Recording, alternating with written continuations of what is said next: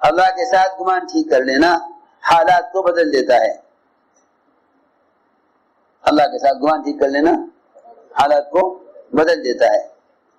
اور گمان ٹھیک کرنا وعدوں کو پورا کر دیتا ہے، چاہے ان وعدوں کے پورا ہونے میں کتنی بھی تاخیر ہو. آپ اندازہ کریں، کئی آدمی نے آ کر کہا ابو درداء آپ کا مکان جل گیا، آپ کا مکان جل گیا، ہم دیکھ کر آ رہے ہیں. فرمایا دیکھو میرے پاس خبر ہے، تمہارے پاس نظر ہے. میرے پاس خبر ہے، تمہارے پاس نظر ہے. میرے پاس خبر ہے، تمہارے پاس نظر ہے. تم آنکھ سے دیکھ کر آئے ہو، تم آنکھ سے دیکھ کر آئے ہو، تمہارے پاس نظر ہے، میرے پاس خبر ہے.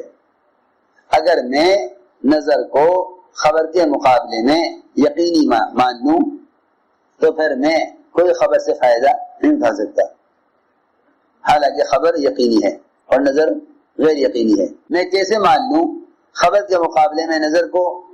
خبر یقینی ہے، نظر غیر یقینی ہے. میں یقینی کے مقابلے میں غیر یقینی کو کیسے یقینی مان لوں؟ میرے پاس خبر ہے، تمہارے پاس نظر ہے. نظر کا خبر کا مقابلہ ہوگا، نظر اور خبر کا مقابلہ ہوگا. ایک طرف نظر ہے، ایک طرف خبر ہے. خبر یہ ہے کہ جو یہ دعا پڑھ لے گا اس پر کوئی مصیبت نہیں آئے گی، شام کو پڑھے گا صبح تک کوئی مصیبت نہیں آئے گی. دین اور دنیا ان دونوں کو مصائب سے بچانے کے لیے جو دعائیں بتلائی گئی ہیں ان دعاؤں پر یقین نہیں ہے، ان دعاؤں پر یقین نہیں ہے. لوگ اپنے مال کا، دکان کا، اپنی کار کا، اپنی چیزوں کا انشورنس کرا لیتے ہیں. کیا کرا لیتے؟ کیا بھی محفوظ ہے. اگر ان کو ہوتے ہوئے بھی کوئی آفت آ گئی تو ہمیں حکومت اس کا معاوضہ دے دے گی.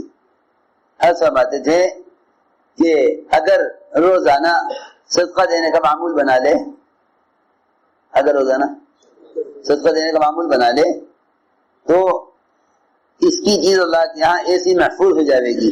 اور اگر اللہ تعالیٰ اس کے باوجود کوئی آفت لائے تو اللہ دنیا میں اس کا بدل دیں گے، آخرت میں اس کا اجر دیں گے. دنیا میں اس کا بدل، آخرت میں اجر. یہ اللہ تعالیٰ کا دستور ہے کہ جو کوئی چیز ہماری حفاظت میں دے دیتے ہیں، کوئی چیز ہماری حفاظت میں دے دیتے ہیں، ہم ان کو آخرت میں اس کا اجر دیں گے اور دنیا میں اس کا بدل دیں گے.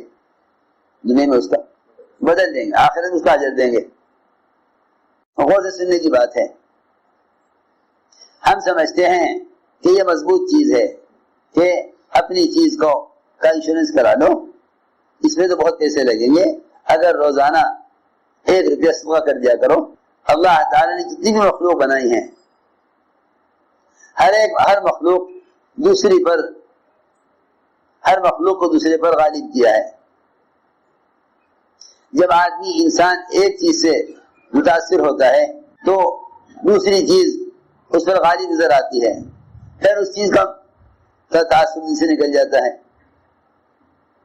اس کا تاثر دل سے نکل جاتا ہے. پتھر کی سختی کو دیکھ کر سمجھتا ہے یہ سب سے طاقتور چیز ہے. پھر لوہے کو دیکھتا ہے کہ پتھر کو ریزہ ریزہ کر دے، پھر سوچتا ہے کہ نہیں، غلط سوچا میں نے، پتھر زیادہ طاقتور نہیں ہے، لوہا زیادہ طاقتور ہے. لوہے کی طاقت کو تسلیم کر لیتا ہے، لوہے کی طاقت کو تسلیم کر لیتا ہے. پھر جب دیکھتا ہے کہ آپ نے لوہے کو پانی بنا دیا اور لوہے کو پگھلا دیا، اوہو میں نے غلط سمجھا، بڑی طاقت تو آگ ہے جو لوہے کو پانی کر دے. پھر اس پر یقین آ گیا کہ ہاں بڑی طاقت یہ ہے. پھر دیکھتا ہے کہ نہیں، کیسی بھی آگ ہو پانی اس آگ کو ختم کر دیتا ہے.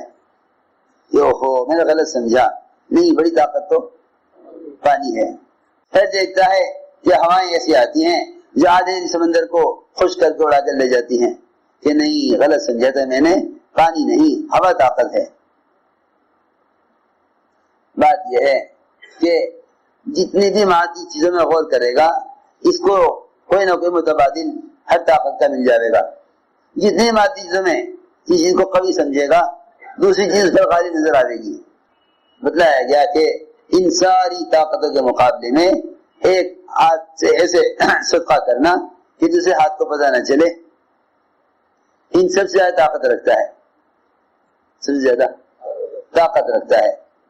ایک صحابی تھے نابینا، ایک صحابی تھے نابینا، اپنے گھر میں مصلے سے لے کر باہر کے دروازے تک رسی باندھی ہوئی تھی. جب کوئی مسکین آتا دروازے پر تو کوئی چیز ہاتھ میں لیتے، پیسہ یا کوئی کھانے کی چیز، اور رسی پکڑ کر جاتے اور اس کو دروازے پر اپنے ہاتھ سے دے کر آتے. بیٹوں نے کہا ابا جی کیا گھر میں آپ نے رسی باندھی دی ہے، راستہ بھی رکتا ہے، اس کی وجہ سے آپ کو کچھ دینا ہوا کرے ہمیں دے دیا کریں، ہم سائل کو پہنچا دیا کریں گے دروازے پر، سائل کے دروازے پر آپ کی رسی دے دیں گے. ہائے ہائے، اس زمانے میں تو مسلمان یہ چاہتا ہے زکوٰۃ دینے والے میرے گھر پر آنے. اللہ اکبر، بجائے اس کے کہ ایک فقیر کے فقر کو خود تلاش کرتا اور مستحق کو محسن سمجھتا اپنی زکوٰۃ کے ادا ہونے کے لیے، مستحق کو محسن سمجھتا اپنی زکوٰۃ کے ادا ہونے کے لیے خود تلاش کرتا جا کر محتاج کو، اور خود زکوٰۃ کا مال لے کر چل کر اس کے پاس جاتا. اللہ تعالی دیکھتے کہ اس مالدار نے اس مستحق کو زکوٰۃ اس طرح پہنچا دی کہ اس مستحق کو اپنے حاجت کے ظاہر کرنے کا موقع نہیں دیا. اگر زکوٰۃ دینے والے خود جا کر زکوٰۃ نہ دیں، اگر زکوٰۃ دینے والے خود جا کر زکوٰۃ نہ دیں تو یہ مستحقین کو سوال کرنے پر مجبور کرنے والے ہیں، مستحقین کو سوال کرنے پر مجبور کرنے والے ہیں. وہ مستحق زکوٰۃ کا وہ اپنے فقر کو کب تک چھپاوے گا؟ اس کا فقر اسے مجبور کرے گا سوال کرنے پر. جتنے بھی مالدار لوگ ہیں یہ سمجھتے ہیں کہ ہمارا احسان ہے فقراء پر کہ ہم انہیں زکوٰۃ دے رہے ہیں، حالانکہ احسان تو اس کا ہوتا ہے جو اپنے مال سے کسی کی مدد کرے. احسان تو اس کا ہوتا ہے جو اپنے مال سے کسی کی، احسان تو اس کا ہوتا ہے جو اپنے مال سے کسی کی مدد کرے. زکوٰۃ کا مال تو تیرا ہے ہی نہیں، تیرا خرچ کر دینا دوسروں پر کوئی احسان نہیں. ہاں جو زکوٰۃ سے دے کر تُو نے مال پاک کیا ہے اس پاک مال میں سے دوسروں پر خرچ کر پھر تیرا احسان ہے، پھر تیرا احسان ہے. تو زکوٰۃ دے کر مال پاک کر لیا ہے، اس مال میں سے دوسروں پر خرچ کر، جو مال زکوٰۃ کا نہیں ہے اس مال میں سے دوسرے پر خرچ کر، سب تیرا احسان ہے. مگر صحابہ کرام اس کو بھی احسان نہیں سمجھتے تھے. وہ کہتے تھے جس کے پاس جو مال اس کی ضرورت سے زیادہ ہے وہ دوسرے کا حق ہے، اس کا نہیں ہے، دوسرے کا حق ہے، اس کا اپنا نہیں ہے. میں ساری بات اس پر عرض کر رہا تھا کہ اب تو لوگ زکوٰۃ بھی لے کے بیٹھے رہتے ہیں، کوئی مستحق آئے گا تو اس کو دے دیں گے، مستحق آئے گا اسے دے دیں گے. لوگ بیچارے زکوٰۃ کی تلاش میں مارے پھرتے ہیں. حالانکہ صحیح طریقہ یہ ہے کہ زکوٰۃ دینے والا مستحق کو تلاش کرے اور مستحق زکوٰۃ دینے والے سے چھپے، مستحق زکوٰۃ دینے والے سے چھپے. مالدار بننے کا سب سے آسان اور سب سے یقینی راستہ یہ ہے کہ اپنے فقر کو چھپا لے، اپنے فقر کو چھپا لے. مالدار بننے کا سب سے یقینی راستہ یہ ہے کہ اپنے فقر کو چھپا لے، اپنے فقر کو چھپا لے. جو لوگ فقر کو ظاہر کر دیتے ہیں، جو فقر کو ظاہر کر لیتے ہیں وہ اپنے اوپر فقر کا دروازہ کھول لیتے ہیں. جب یہ تنگی کو مخلوق پر ظاہر کر دیتے ہیں وہ اپنے لیے فقر کا دروازہ کھول لیتے ہیں. اور جو زکوٰۃ دینے والے مالدار مستحق کو تلاش نہیں کرتے وہ اپنی زکوٰۃ، اپنے مال کی برکات کا دروازہ بند کر لیتے ہیں.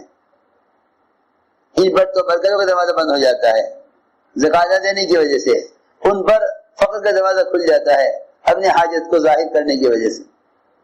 چنانچہ میں عرض کر رہا تھا کہ مستحق کو اپنے ہاتھ سے دینا. بیٹوں نے کہا ابا جی یہ رسی کھول دیجئے اور آپ نے دیجئے جو آپ دینا چاہتے ہیں، ہم دروازے پر مستحق کو پہنچا دیں گے. فرمانے لگے کہ میں نے حضور اکرم صلی اللہ علیہ وسلم کو یہ فرماتے ہوئے سنا ہے، مناورۃ المسکین تقی مصارع السوء، کہ مسکین کو اپنے ہاتھ سے خود لے جا کر دینا اچانک پیش آنے والے حوادثات سے اور بری موت سے بچا لیتا ہے، بری موت سے بچا لیتا ہے۔ میں عرض کر رہا تھا کہ لوگوں کے کاروبار پر، دکان پر، مکان پر اچانک کوئی آفت آ جاتی ہے، اچانک کوئی آفت آ جاتی ہے، تو میں عرض کر رہا تھا کہ لوگوں نے محض اسباب کا راستہ پکڑا ہوا ہے۔ گھر کی حفاظت کے لیے، دکان کی حفاظت کے لیے کون سی مادی شکل ہے جس سے گھر محفوظ رہے، جس سے گھر محفوظ رہے؟ تو جتنی بھی مادی شکلیں ہیں، ہم سمجھتے تھے یہ شکلیں اسے حرام کی طرف لے جائیں گی، شکلیں اس کو حرام کی طرف لے جائیں گی۔ ایسے بھی لوگ ہیں جو اپنے بدن کا ہی انشورنس کرا لیتے ہیں، اپنے بدن کا، جسم کا انشورنس کرا لیتے ہیں۔ دے دو پیسے، کوئی حادثہ اگر ہو گیا، کوئی حادثہ ہو گیا تو پھر ہمارا علاج مفت میں ہوگا، علاج مفت میں ہوگا۔ گاڑی کا انشورنس کرا لیا، اگر کوئی نقصان ہو گیا تو کمپنی اس نے ٹھیک کرے گی۔ اللہ اکبر، کتنا بدگمان ہے، کتنا بدگمان ہے۔ دیکھو تو صحیح، جو تکلیف آئی نہیں اس کے آنے کا منتظر ہے، حادثے کا منتظر ہے، حادثے کا منتظر ہے۔ دیکھو تو صحیح، جتنے بھی انشورنس کرانے والے ہیں نا، جتنے بھی انشورنس کرانے والے ہیں، انشورنس کا مطلب ہی یہی ہے کہ آپ حادثے کے منتظر ہیں۔ تمہیں میری بات مشکل سے آئے گی سمجھ میں، میری بات مشکل سے آئے گی سمجھ میں۔ انشورنس کا مطلب ہی یہی ہے کہ حادثے کا منتظر ہے۔ صدقات کا مطلب ہی یہی ہے، ہر قسم کے حادثے سے محفوظ ہے۔ دعا کا مطلب ہی یہی ہے کہ اس نے اپنی چیز کو اللہ کی ضمانت میں دے دیا ہے، اپنی چیز کو اللہ کی ضمانت میں دے دیا۔ عجیب بات ہے، لوگ اپنی چیز کو محتاج کی ضمانت میں دیتے ہیں، اپنی چیز محتاج کی ضمانت میں۔ حکومت ضامن ہے، حکومت ضامن ہے، کارخانہ حکومت ضامن ہے، آگ لگے گی حکومت دے گی، آگ لگے گی حکومت دے گی۔ کتنے کارخانے والے خون کے آنسو رو رہے، حکومت نے وعدہ کیا تھا، پورا نہیں کیا۔ کیا بات ہے کہ بات یہ ہے کہ تم نے اپنے کارخانے کی ضمانت محتاج کے حوالے کی تھی، اگر اللہ کے حوالے کرتے، اگر اللہ کے حوالے کرتے تو اللہ کی ضمانت یقینی ہے۔ میں عرض کر رہا تھا انشورنس کا مطلب ہے کسی حادثے کا منتظر ہونا، اور دعاؤں کا مطلب یہ ہے کہ دعائیں مانگ کر مطمئن ہو جانا۔ دعا کرنے والا مطمئن رہے گا، انشورنس کرنے والا حادثے کا منتظر ہے کہ حادثہ ہو جائے کوئی پرواہ نہیں، کیونکہ انشورنس کرایا ہوا ہے۔ حالانکہ دعا مانگنے والا اگر اس آفت آ بھی گئی تو اللہ رب العزت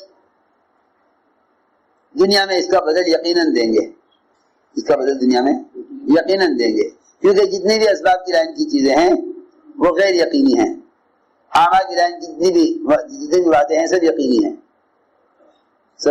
سب یقینی۔ میں عرض کر رہا تھا کئی لوگوں نے آ کر کہا ابو درداء آپ کا مکان جل گیا ہے، فرمایا کہ میں نہیں مانتا، کیونکہ تمہارے پاس نظر ہے، میرے پاس خبر ہے، خبر یقینی ہے، نظر غیر یقینی ہے۔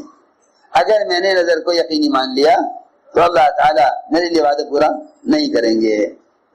ایک نے آ کر کہا ہاں آگ تو لگی تھی، سارا گھر کے چاروں طرف آگ لگی، تمہارے گھر کی طرف بھی آگ کے انگارے آئے لیکن بجھ گئے، تمہارا گھر محفوظ رہا، گھر تمہارا محفوظ رہا۔